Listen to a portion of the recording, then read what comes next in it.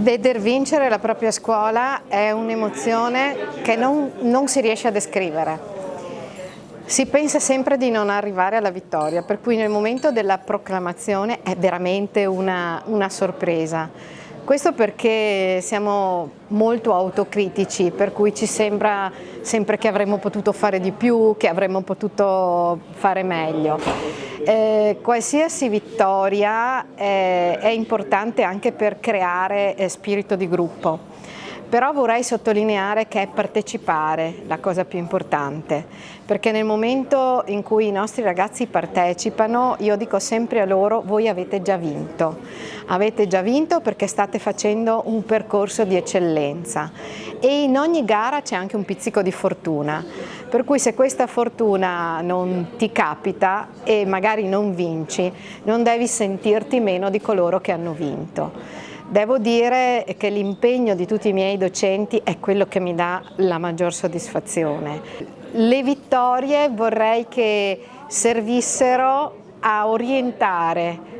i ragazzi che devono iscriversi nei prossimi anni scolastici a scegliere questa scuola per passione, ma anche per definire un loro futuro. Frequentare un istituto alberghiero è avere veramente delle potenzialità alte. Ovviamente ciascuno deve pedalare in funzione della propria possibilità, ma pedalando si arriva veramente lontano. Oggi che siamo qui in questo istituto importante del Beltrame di Vittorio Veneto è qualcosa di eccezionale quando questi ragazzi hanno vinto dei premi meravigliosi a livello nazionale, hanno creato con dei piatti semplici assieme con dello sgombro che è prodotto dei nostri mari, ma con la carratella trevisana, io che un tempo lo facevo di casa, i nostri contadini, i nostri nonni, le nostre nonne lo facevano e di conseguenza questo prodotto semplice siamo riusciti a portarlo anche di fare una DOP che ha 14 anni, proprio ieri ha compiuto 14 anni, ma è un prodotto che si presta a qualsiasi da solo, assieme a un crostino, assieme a del riso mantecato, e qui hanno fatto una crema e l'hanno portato su un piatto che ha vinto un primo premio a livello nazionale delle scuole. Io credo che sia qualcosa di meraviglioso. Bravi questi professori, brava la scuola che porta avanti questi ragazzi, perché per riuscire ad avere dei successi bisogna essere squadra, qui dimostrano di essere squadra. Il territorio di Vittorio Veneto con questa scuola è la quarta volta che riscontra una vittoria in campo nazionale,